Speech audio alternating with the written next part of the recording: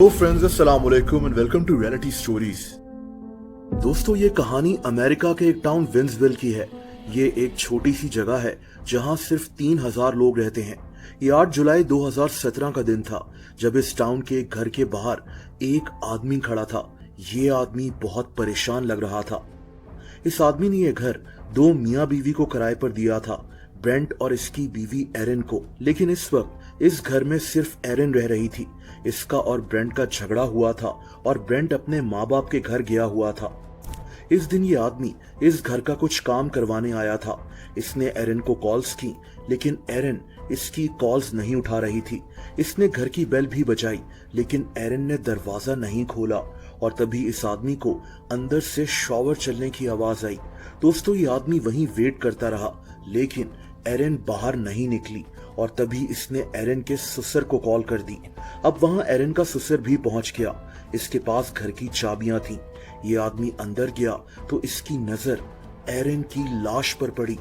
Erin bathroom में गिरी हुई थी। इसकी मौत हो चुकी थी। दोस्तों, कुछ ही देर में पुलिस यहां पहुंच गई। इन्होंने एरिन की लाश को पोस्टमार्टम के लिए भेज दिया। पुलिस अब क्राइम सीन का जायजा लेने लगी। दूसरी तरफ एरिन का शौहर भी वहां पहुंच गया। पुलिस ने अब एरिन के शौहर ब्रेंट से सवाल करना शुरू किए। इनके सामने जो कहानी ब्रेंट ने रखी वो ये थी कि कुछ दिन पहले ब्रेंट और इसकी बीवी एरिन में लड़ाई हो गई थी और ब्रेंट अपना घर छोड़कर चला गया। और इसके अलावा ये अपनी बीवी की मौत के मुतालिक कुछ नहीं जानता। वैसे तो ब्रेंट ठीक तरह से हर सवाल का जवाब दे रहा था, लेकिन पुलिस को ये मामला कुछ अजीब लगना शुरू हो गया।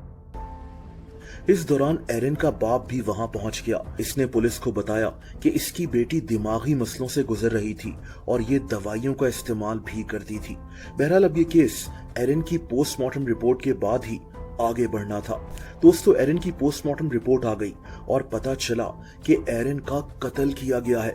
इसका गला दबाकर इसको मारा गया था।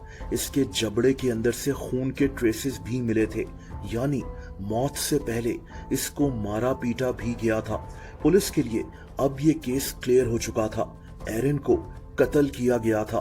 पुलिस को अब इस कातिल को ढूंढना था। पुलिस अब फिर से ब्रेंट के माँ बाप के घर पहुंची, लेकिन इनको पता चला कि ब्रेंट यानी एरिन का शौहर शहर से बाहर गया हुआ है। ब्रेंट के माँ बाप काफी परेशान लग रहे थे। इन्होंने पुलिस को यहाँ तक कहा कि क्या तुम हमारे बेटे को अरेस्ट करने आए हो। पुलिस ने कहा कि ऐसा नहीं है, हमें उससे मजीद सवाल करने हैं। लेकिन पुलिस इसके माँ बाप का रवैया देखकर हैरान थी। इनको शक हो रहा था कि ब्रेंट के माँ बाप कुछ ऐसा जानते हैं जो ये पुलिस से छुपा रहे हैं। My son's going to jail, and you let her straight help me out on this one. And I'm damn serious. Okay. He's not going to jail. Okay. You sure of that?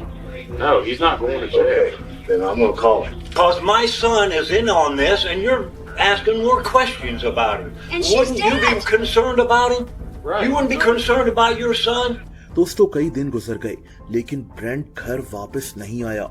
इसका number भी बन जा रहा था। इस दौरान police को कई और बातें भी पता चली, जिनसे ये केस और भी क्लियर होता गया। एरिन जब जिंदा थी तो पुलिस कई दफा ब्रेंट और एरिन के घर जा चुकी थी, क्योंकि ब्रेंट और एरिन अक्सर आपस में लड़ते थे। एक दफा ब्रेंट ने पुलिस को कॉल की और कहा कि ये चाहता है कि एरिन इस घर से चली जाए, लेकिन एरिन नहीं जा रही थी।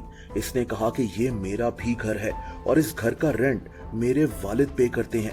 पुलिस ने जब ये वीडियोस देखी तो इनको समझ में आ गया कि ब्रेंट और एरिन का रिश्ता कितना बुरा चल रहा था। उधर ब्रेंट भी अपने घर वापस आ गया था।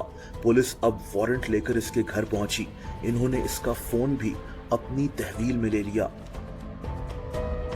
दोस्तों, ये केस तब सॉल्व हुआ जब पुलिस को इसी दिन एक औरत की कॉल मौसूल हुई। इसका नाम टिफनी था।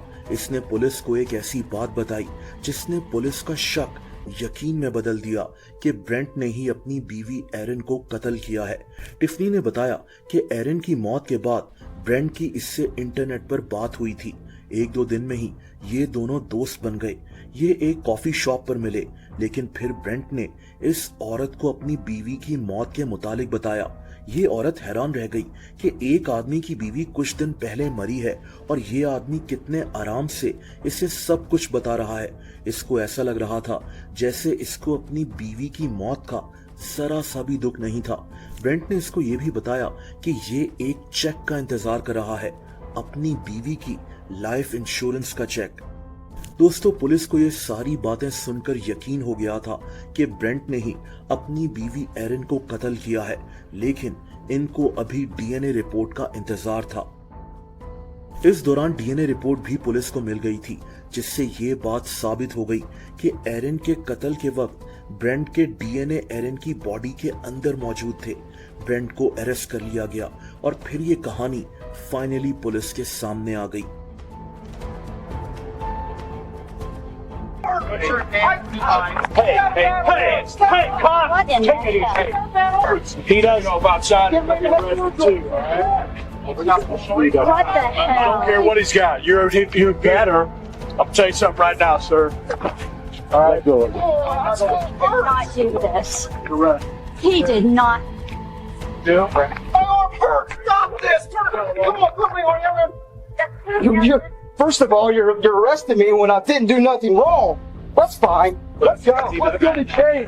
ब्रेंट अपनी बीवी के साथ नहीं रहना चाहता था, ये इससे अलहदा भी हो सकता था, लेकिन इसने एक प्लान बनाया। प्लान ये था कि ये अपनी बीवी की इंश्योरेंस करवाएगा और फिर इसको कत्ल कर देगा। ये इंश्योरेंस $25,000 की थी। ब्रेंट को 15 साल के लिए जेल की सजा दे दी गई थी। दोस्तों, अगर आप मुझे इंस्टाग्राम पर फॉलो करना चाहें तो उसका लिंक नीचे डिस्क्रिप्शन में मौजूद है।